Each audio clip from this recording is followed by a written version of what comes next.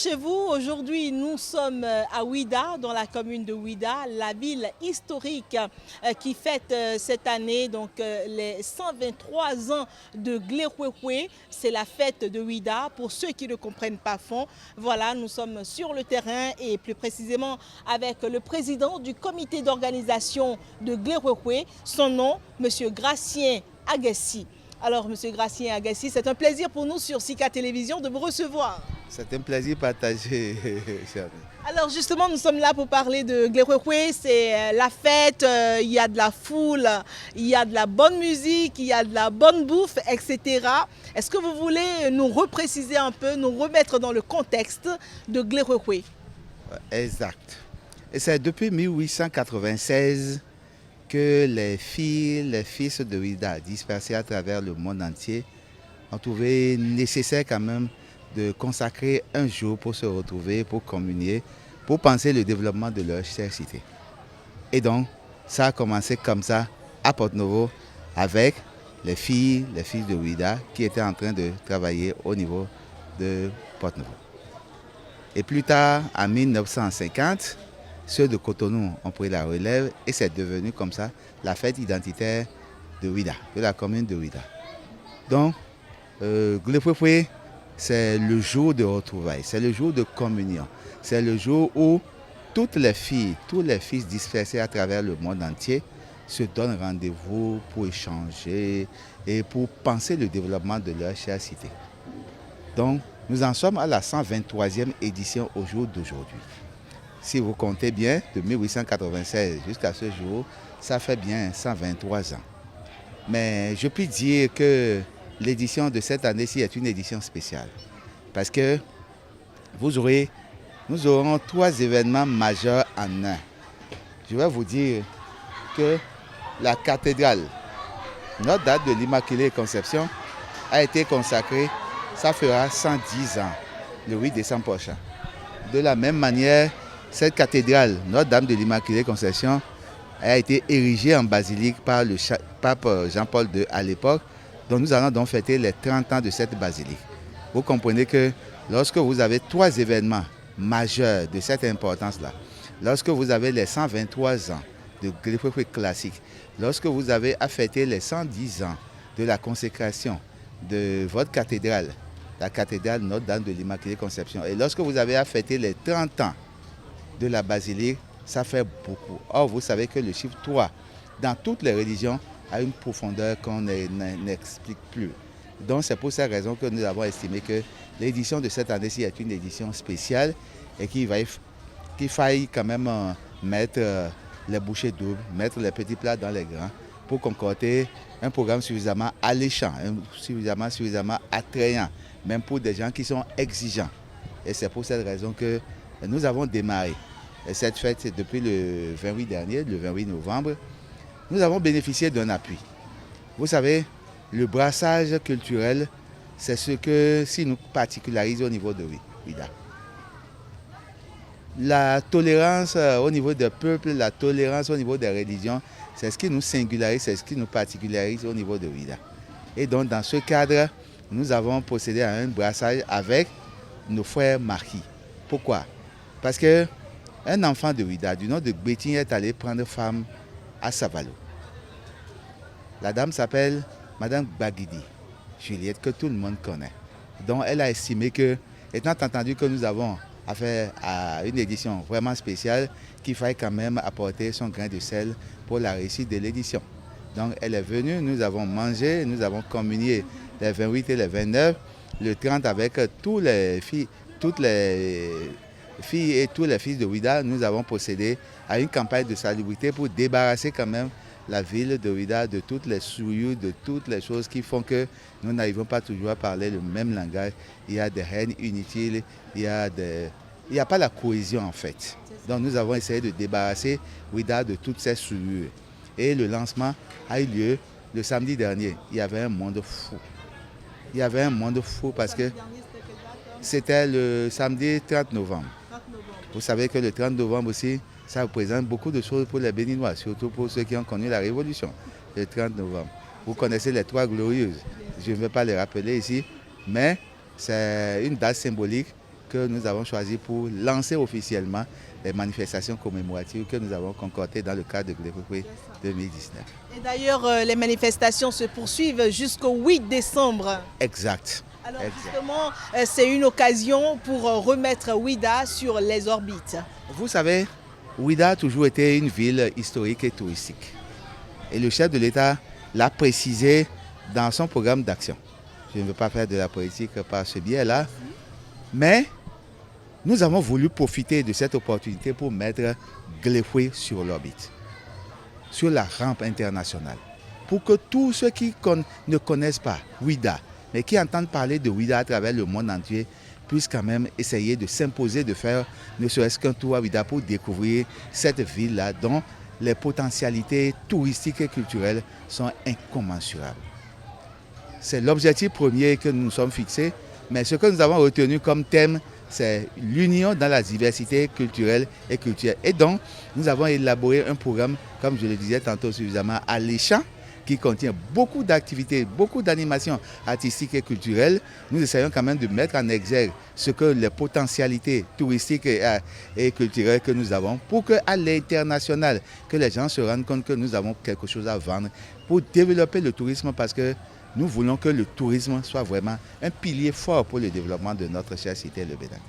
Est-ce qu'on peut dire que d'une manière ou d'une autre, Glewekwe vient relever un peu le défi que Ouidah 92 n'a pas pu relever? Parce qu'on se rappelle encore, hein, il y a eu cet événement-là qui a vraiment drainé du monde, qui a vraiment fait bouger Ouidah. Est-ce que voilà, bon, l'événement a disparu, mais Glewekwe se lève aujourd'hui et prend du tonus aujourd'hui? Est-ce qu'on peut dire que ça vient relever le défi? Oui.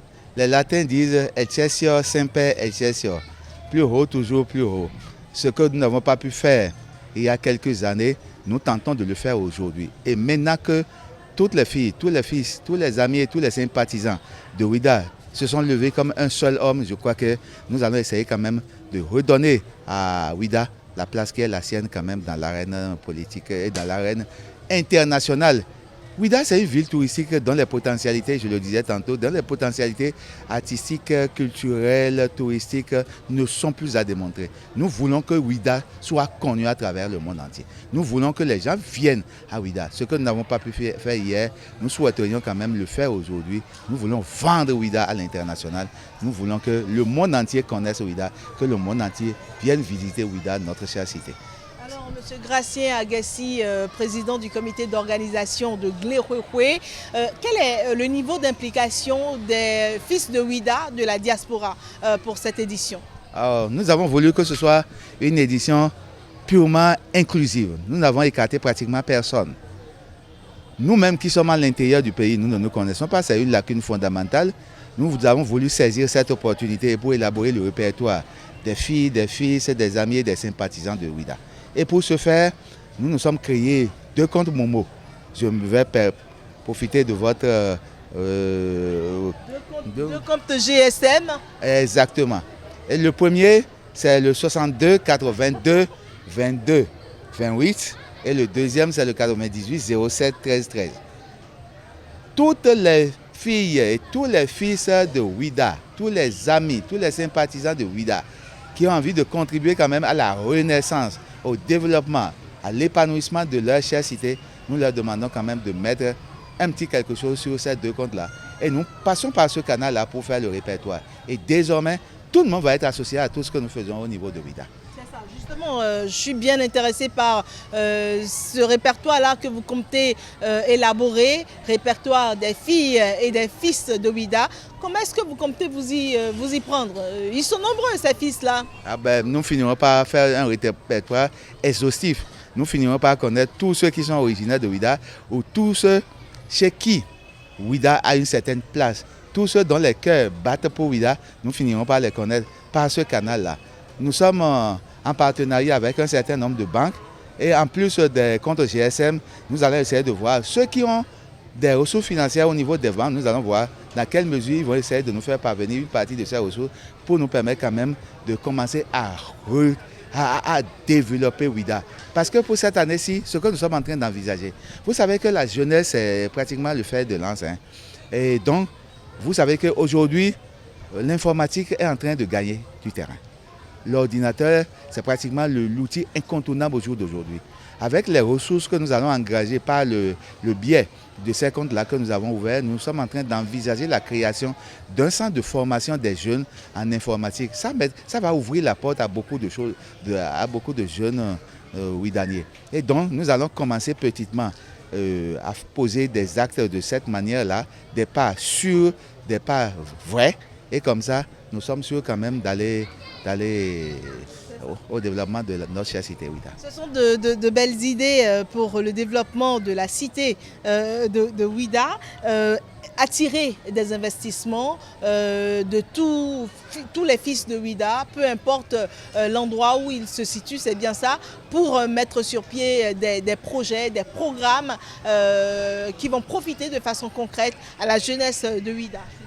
C'est bien ça, c'est bien ça. Je crois que vous avez lu pratiquement mes idées. Vous savez, la fête que nous sommes en train d'organiser a plusieurs dimensions. Il y a la dimension touristique, je l'ai dit tantôt. Nous voulons mettre Ouida sur l'orbite au niveau international. Nous voulons vendre Ouida. Nous voulons redonner vie à Ouida. C'était pratiquement l'une des premières villes d'Afrique. Mais c'est retombé et nous sommes dans une certaine synergie, dans la main dans la main, dans une certaine cohésion. Nous voulons redonner vie à Ouida. Nous voulons faire connaître Ouida à l'international. Il y a la dimension culturelle que tout le monde connaît. Mais il y a également la dimension, vous savez que toute fête a toujours une dimension économique. Et les gens se déplacent, ils viennent. Nous allons passer par ce canal-là pour booster le développement de notre chère cité. Vous savez, c'est une cité qui a plusieurs noms. Je suis sûr que vous ne connaissez pas tous les noms de Ouida. Ouida s'appelle Ouida, Passé, Glefoué, Adjouda, Ouaïda, Fida. Vous constatez que c'est une cité qui est... La cité aux multiples noms. Voilà, exact. Vous avez trouvé le terme approprié pour dire que c'est une cité qui est riche en noms, qui est riche en potentialités touristiques, artistiques, économiques pratiquement. Et nous avons envie de quand même de remettre tout ça là sur scène. Et avant de finir, moi je suis bien tentée de demander, une fois que vous aurez engrangé ces sous-là, une fois qu'il y aurait eu les souscriptions volontaires, etc., quelle en sera la gestion, quel en sera le suivi? Parce que c'est aussi ça, la gestion. On se demande, si je mets mon argent là-dedans, je ne sais pas où ça ira. Est-ce que réellement ça ira vers l'objectif fixé? Alors, quelle garantie est-ce que vous donnez? Je vais profiter de votre canal pour rassurer pratiquement tout le monde. Pour rassurer pratiquement tout le monde. Toutes les filles, tous les amis et les sympathisants, je vous garantis que les ressources financières qui sont les vôtres, dont vous allez vous débarrasser, que vous mettrez à la disposition de votre chère cité Ouida, vont être bien gérées. Parce que nous avons mis en place un mécanisme de suivi et évaluation suffisamment rigoureux. Et nous avons mis en place un certain nombre de personnes qui, en matière de gouvernance, en matière de gestion, vraiment ne transigent pas sur les principes. Rassurez-vous, vos sous vont être bien gérés, ça va contribuer à la relance, au développement et ça va contribuer quand même à l'épanouissement de votre chère cité qui est en train de mourir petitement. Alors, Monsieur le Président, le clou de la fête, c'est bien le 8 décembre. C'est bien le 8 décembre, mais avant ça, nous allons procéder quand même à une démonstration de vernissage à l'Indigo. Voilà une richesse encore qui est en train de mourir petitement, que nous allons réveiller. Ensuite, quand nous aurions procédé à ce vernissage à l'Indigo, nous allons procéder à un défilé de mode, un géant défilé de mode que le monde entier va apprécier. Le jour même de la fête, c'est-à-dire le 8 décembre, nous irons déposer une gemme de fleurs pour quand même nous souvenir de ceux qui nous ont dévancés dans l'autre monde.